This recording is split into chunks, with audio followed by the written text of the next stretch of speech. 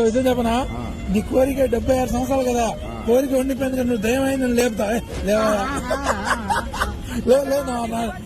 చూస్తా.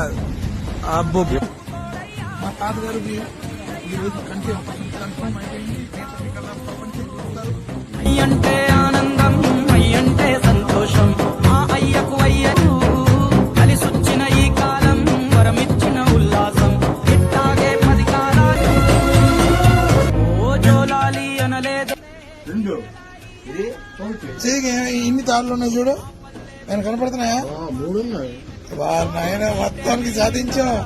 దేవుడు అనుగ్రహం మీరు చూడలేదు. మాల కాదు, మేమేం చేయలేదు, భగవంతుడు చేపించాడు.